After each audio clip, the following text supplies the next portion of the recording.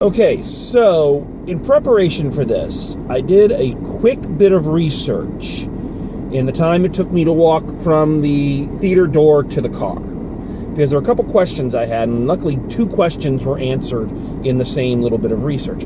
So one thing I was curious about is when I looked this film up to get the times, I noticed that on the website it's listed as the director's cut, which is I was really confused about, because director's cuts are usually things that come out after the film has been out, and it sucks, or people don't like it, and then everybody's excuse is, well, if you saw the director's cut, it'd be much better, and which is never true, or very rarely true anyway. So I was like, well, what's that about? But that's not what I was researching. I was researching one of the producers' names, because a woman stood up in front of me just as the credits were rolling, and I thought I saw this, but I wanted to confirm. And it's listed that one of the producers on this film was Martin Scorsese. See, apparently, this film was originally produced by Harvey Weinstein, i.e. Satan. And he had, of course, done horrible cutting things, ruined the director's vision, and all this, that, and the other thing. That's not why he's Satan. If you don't know why Harvey Weinstein's a shit person, you haven't been paying attention. But that's beside the point. Martin Scorsese apparently took this film and saved it, restored it to the director's vision, and that's the film that I have just seen. Now, here's why I find this fascinating. Because Martin Scorsese has been in the news lately because he dared to badmouth the Marvel movies. First of all, he said he didn't like them, which I have no problem with. You know, you're talking to the guy who is on record as not liking Titanic, A Star is Born, and now Joker. So I know what it's like to not like the thing that everybody else in the world is saying is the greatest thing ever. You know, you're entitled to your opinion, no problem. But what got me, and what I think a lot of people had a problem with, is what he said. He said that according to his opinion, these were not cinema. They were amusement park rides. They weren't movies. Now, this is a very long, roundabout way of getting to my point, which if you watch the show, you know that's what I do. So here's the point I'm making. I find it extremely ironic that he makes that statement and yet goes through so much trouble to preserve this movie and this director's perfect vision, when no film I have ever seen has replicated the feelings of having been on an amusement park ride more than this movie. And I'm not talking that, thrill a minute, excitement. I'm talking about that disorientation, the staggering. I have never felt more motion sick than when this movie was over. It was all over the fucking place. This movie, I swear to God, folks, somewhere out there is a Pink Floyd album that syncs up perfectly with this movie. This film is directed like it's a music video. The camera never stops moving. It is all over the place. Sweeping in, sweeping out, sweeping up, sweeping down, moving this way, shots with people, 3/4 shots with people in all of them, moving things, it's all over the fucking place. If you've ever, go watch a Baz Luhrmann film. This film reminded me a lot of Moulin Rouge, with only 2 exceptions. Number 1, Moulin Rouge was entertaining and had music with it. This is the greatest movie musical to not have any songs in it. Seriously, I'm watching it going, this feels like they're shooting a musical, but then realized they didn't have any songs, so, they just kept shooting the movie. I understand.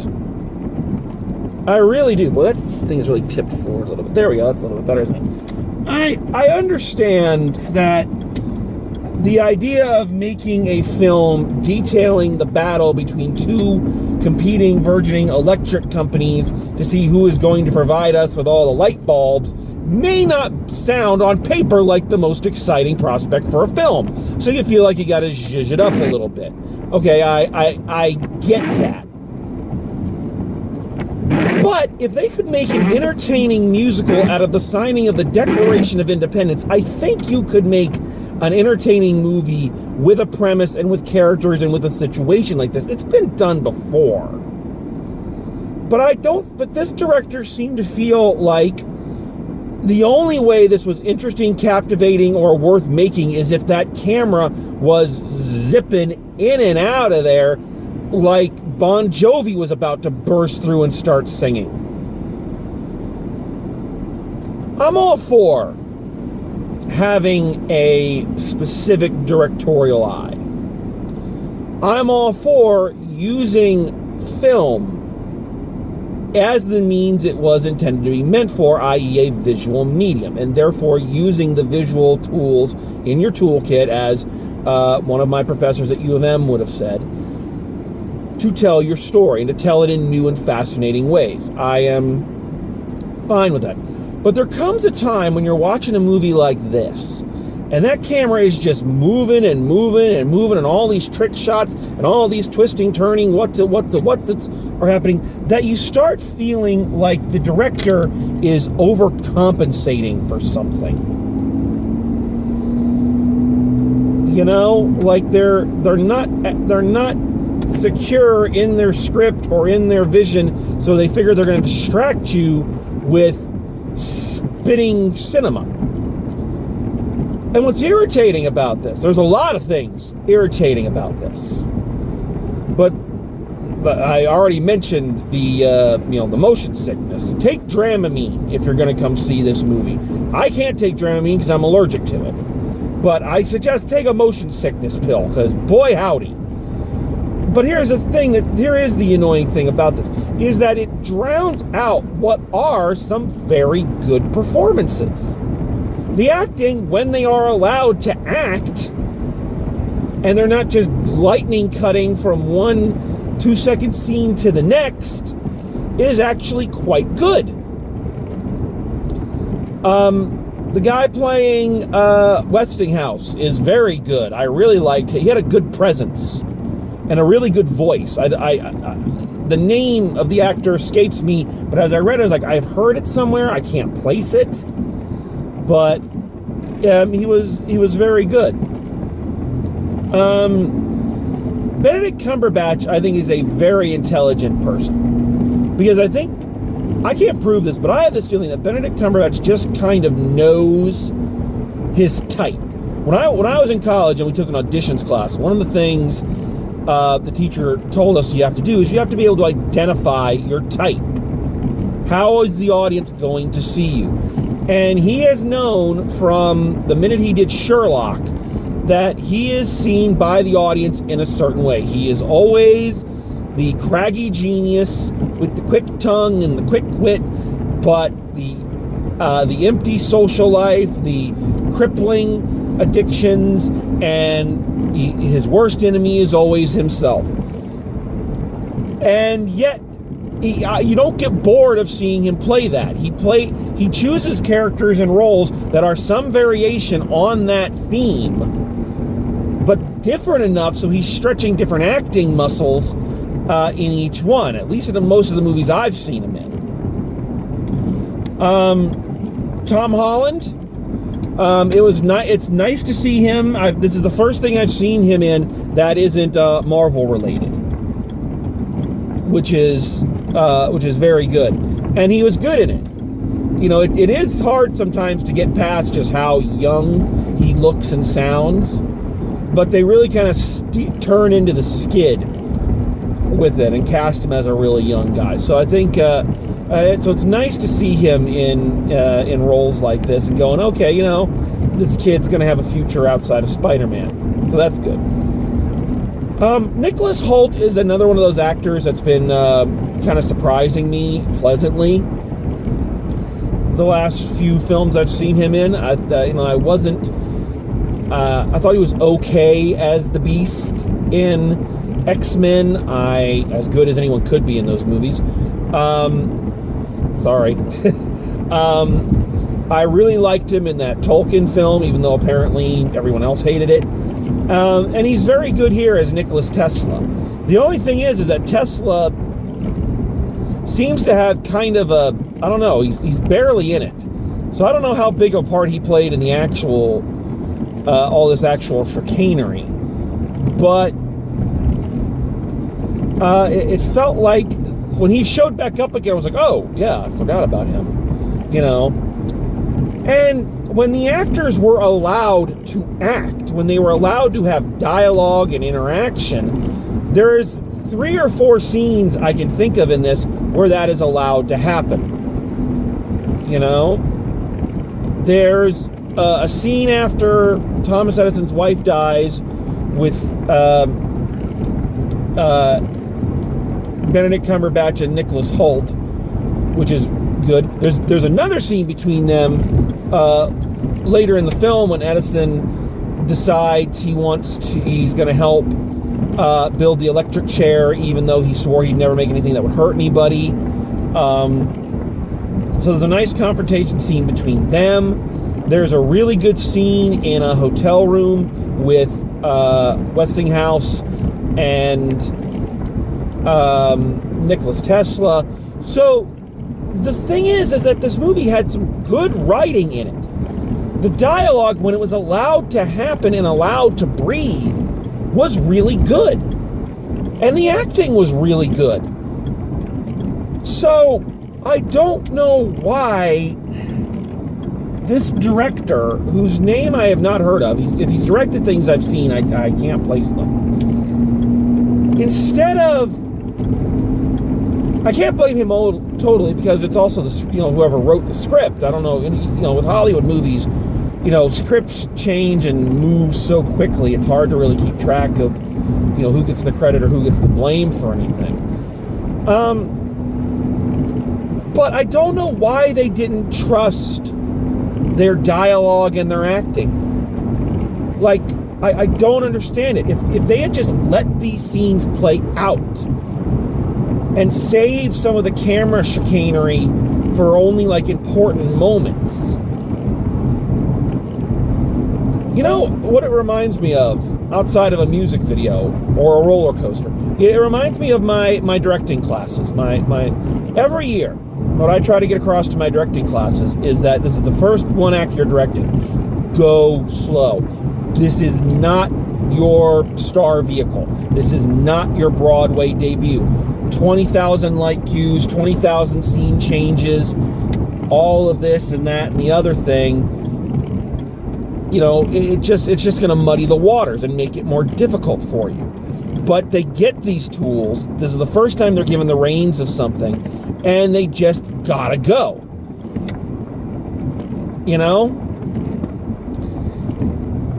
It also reminds me of a couple people I came up with. I've known some directors who always get the best actors and surround them with these big sets and these beautiful costumes, but the acting in it isn't anything really nuanced because they don't have enough faith in their ability to direct the actors. And that's what I get the feeling of watching this movie, is that this director either was A, just given a toolbox he'd never been given before and was just going ape shit with it, or B, did not have enough faith in the acting and the script that he had and felt like he had to zhuzh it up with all of this candy. Now, I give him credit for having a strong directorial vision, and I give him credit, he had a vision. Might not be a vision I particularly cared for, but he had it. But it just undercut everything. And even when the film was really good, it still was undercut by all of the filming tricks. Directorially, I'll say this, though. I appreciate the way he handled some of the more gruesome aspects. There's there's the bit about the electric chair and the first guy they ever electrocuted. There's this little montage. The whole film is a fucking montage. So there's one of the montages is Edison trying to prove that Westinghouse's mode of electricity is lethal, is going around the country like fucking electrocuting animals. and both of these had the potential in certain directors' hands to be really disturbing and really horrific scenes. And he, the director, much to his credit, and I don't say this lightly, he showed remarkable restraint. And the reason I don't say that lightly is, one, as I've demonstrated, this director does not show restraint in a lot of places. So I think it speaks highly of him visually that he didn't feel he needed to show you these gruesome images. Just relating the facts of them to you was enough. And two, because there are a lot of directors out there working who would not have shown that restraint. They would have gone right for the jugular. So I give him a lot of credit for, in those instances when it was really important that he pull back, that he did. So I have to say that. I felt like those scenes were handled as tastefully as something like that could be handled. But does that save this movie?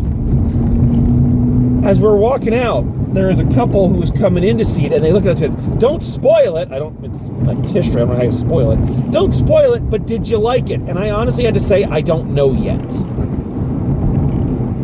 Because on the one hand, you had really good actors working with some really well-written dialogue and really well-done scenes, and on the other, you've got a camera that won't stop moving and a film that feels more like it's like, I swear to God, this was supposed to be a musical at some point. I swear to God. If that comes out, if they release The Current War, the musical cut, I will not be surprised. And like I say, somewhere out there, this is I'm putting that challenge out there, people. I'm putting it out there. Consider yourself challenged.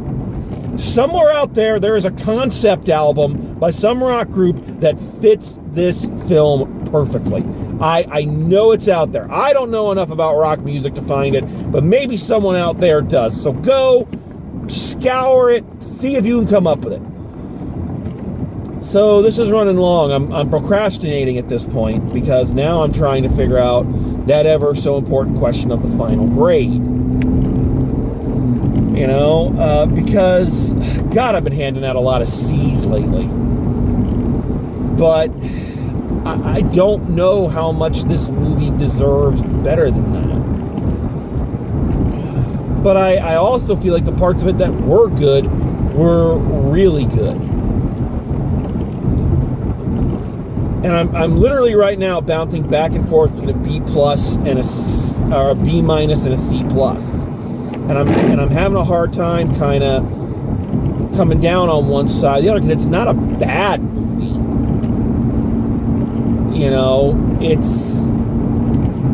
But it's not one I ever think I'd want to watch again. So, oh man, this is a hard one. This is a really hard one.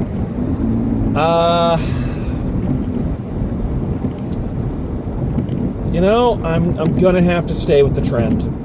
I'm sorry. I wish I wasn't being such a broken record these days, but I gotta stay with my trend, and I'm gonna go with C plus. I'm gonna go C plus, and that's nagging me a bit. This may be one that when I do the end of the year breakdowns and I do my top 10 lists, that maybe after considering it for a little bit, I'll change my tune. But my gut right now is just, a B minus seems like I liked it more than I did, but the C plus seems harsh. So I kind of have to come down. I got to come down on the harshness. That's just me as a director. You might like it. I don't know. It's a hard. I think this film will have its fans, but I'm afraid to say I cannot count myself among them. So check it out, judge for yourself. That's the best I can say on this one. So that is The Current War. I got no clever wrap up. I was looking at all the street lights and my light source here, and I'm like, there's got to be some light joke or comment I can make to kind of to wrap this up in a cute little bow. I got nothing, folks. I got nothing. So when you got nothing, it's best just to say nothing. So on that note, until next time, drive safe, and I'll see you at the movies.